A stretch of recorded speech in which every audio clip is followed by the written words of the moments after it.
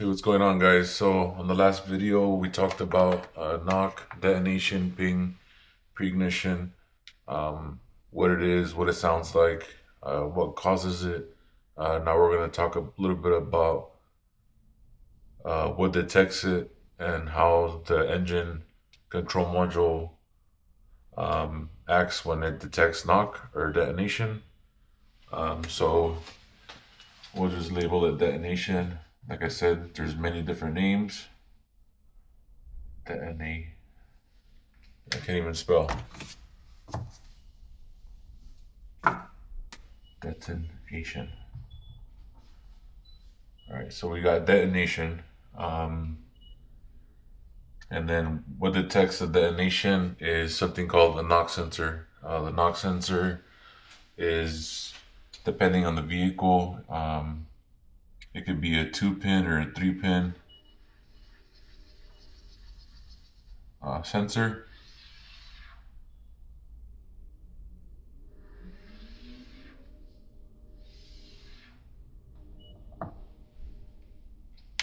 Let's just keep it simple. So the knock sensor is just has a round head with the bolt through the center, and then your harness.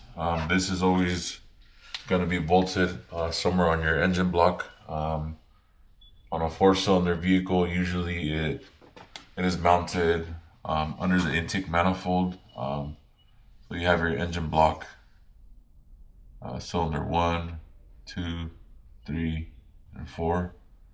Usually the knock sensor is located in between the 4 cylinders. And the way the knock sensor works, it is a piezoelectric.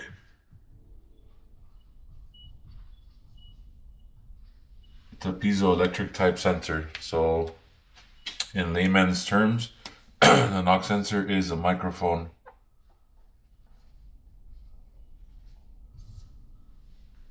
So the knock sensor's job is to detect and listen to the block for pinging, detonation, whatever you want to call it, like I mentioned before.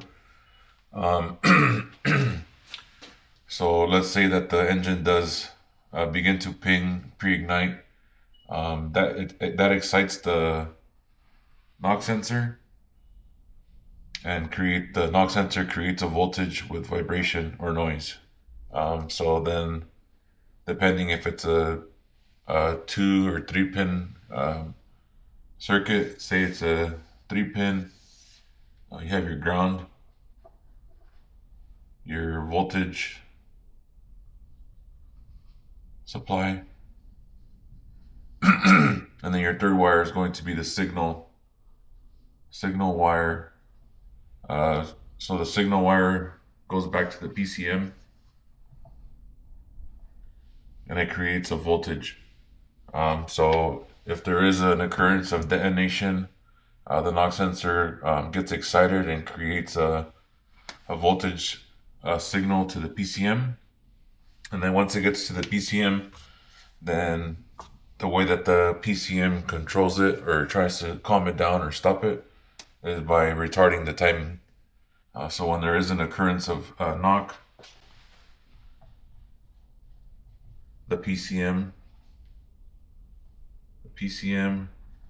will retard the ignition timing.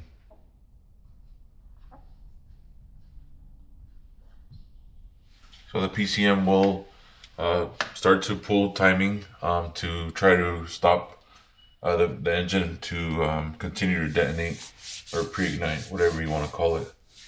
So this is just a little explanation of what detects the detonation or pre-ignition, how the PCM handles it, what it does. So yeah, so whenever there is knock or detonation, like I said, pick a name. Everybody calls it a different thing.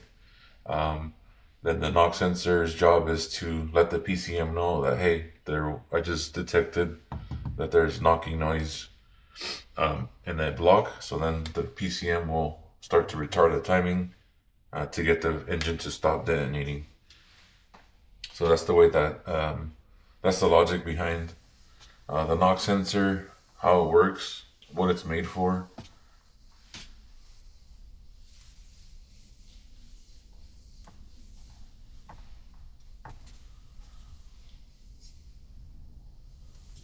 Now let's talk about timing advance and timing retard. Alright, so when I talk about timing advance, timing retard, we are referring to when the spark plug is firing off in relation to the position of the piston inside of the cylinder bore. So here I made a super high-tech drawing of a cylinder. So here the square is the cylinder. This round part is the piston. The piston is connected to the crank through the connecting rod, and your crankshaft is on the bottom. And here we have our spark plug. Timing advance. So we'll say advance on this side, and retard.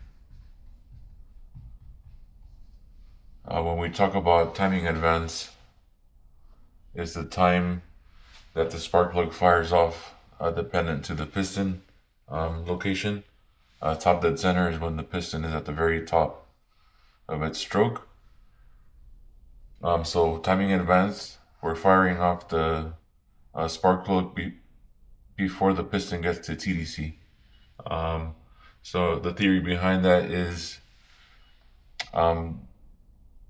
if you fire it off before TDC, obviously we're not going to do it when it's at the bottom of the stroke.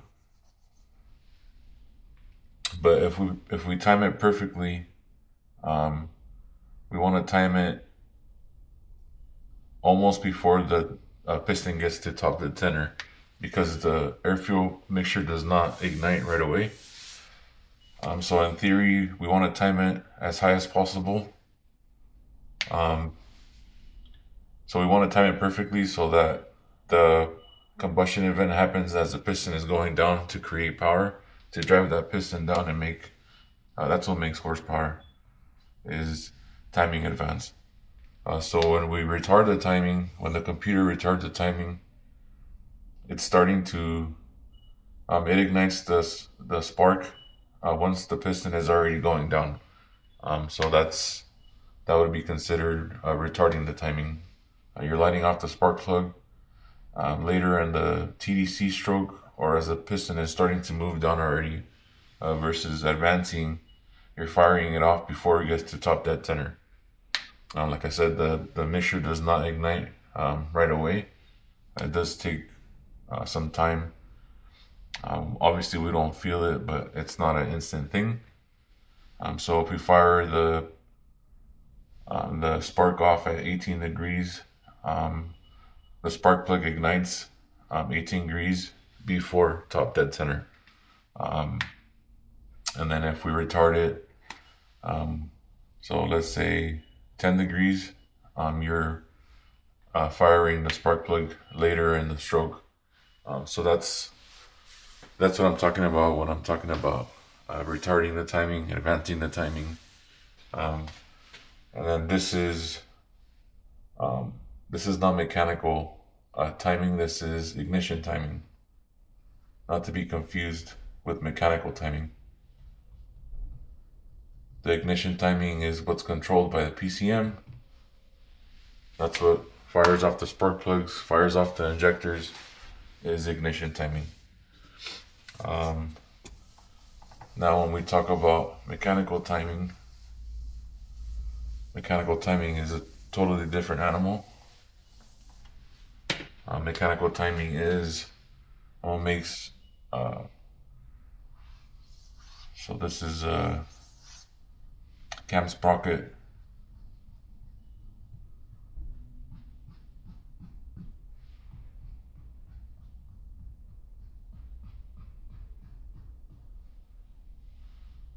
Then we have our chain.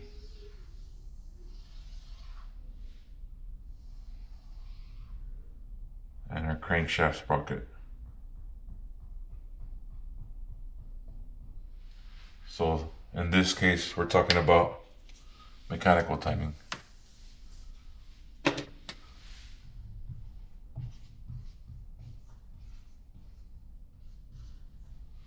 This is mechanical timing.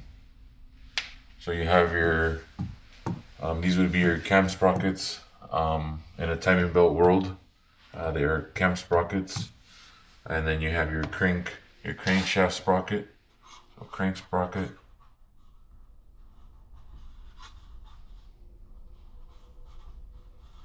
And then your cam sprocket. If we're talking about timing belt, T-belt engine. And if we're talking about timing chain, we have CVVT, continuous or continual valve timing. They are sprockets. So if it's a chain driven engine, these are the bolts, crank bolt here. So you have your timing chain, T chain, 2 chains. So your mechanical timing is, the engine is at TDC, top dead center, cylinder number one, and your timing chain is going to have a colored link, 2 on top because you have 2 cams if it's a dual cam engine, and then your crank sprocket is going to have a single colored link. Now your cam sprocket or CVVT is going to have a colored link or a colored dot or timing mark somewhere on the CVVT or cam gear. And then your crank sprocket has a dot as well. So when you're timing a vehicle, the timing chain needs to line up with the crank line, and then each cam needs to line up with the timing chain color link. So this is mechanical timing. So you can see here that this would be a timed engine. Now when you hear people talk about that the mechanical timing is off,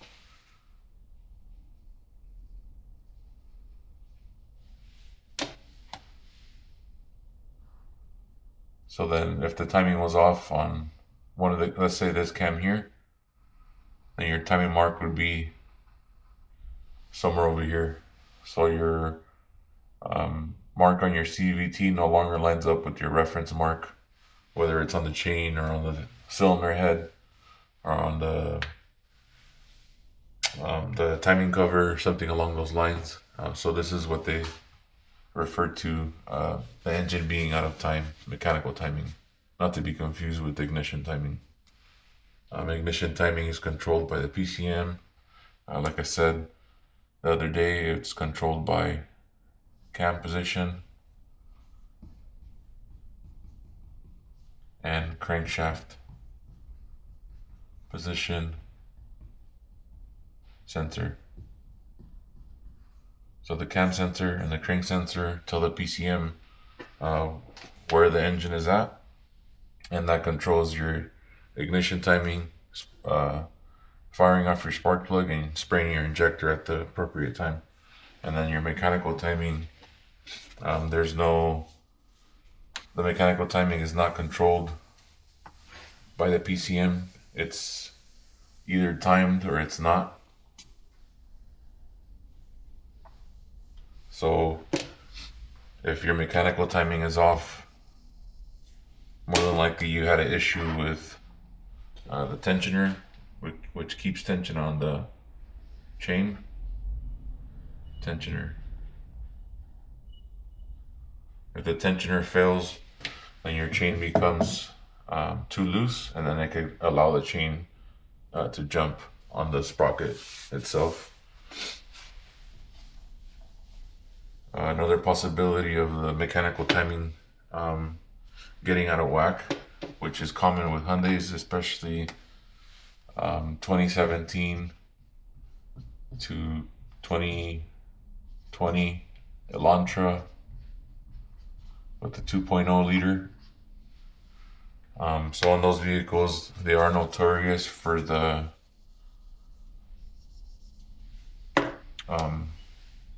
we'll say exhaust. The exhaust CVT has a On the back side of it, it has a dowel pin that's supposed to line it up with the camshaft. The CVT is a female, and then the cam is a male, and then there's a alignment pin and a hole. So it's supposed to time the cam to the CVT.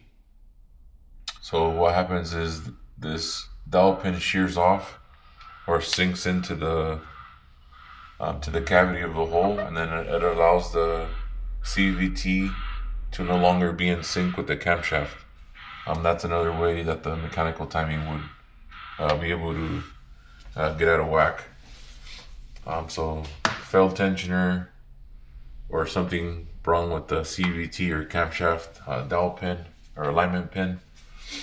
And then in the timing belt world, usually it's a failed tensioner. Same thing, timing chain, timing belt, they have tensioners. So if the tensioner fails, then it's no longer keeping that belt tight and allowing it to jump. And that's what throws off your timing. Another thing too, the timing belts do have teeth all along the belt. People that don't maintain it and service it, the belt eventually will become brittle and the belt won't break. Sometimes some of the teeth will just fall off of the belt, so then you have a section of belt with no teeth. So that creates, as the engine is spinning, it'll allow the timing to jump because it's missing teeth, and in theory, without teeth there, then this belt's just gonna slip on the cam gears.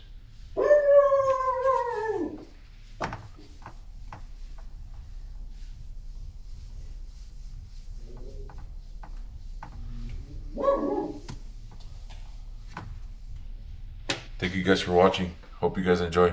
Peace.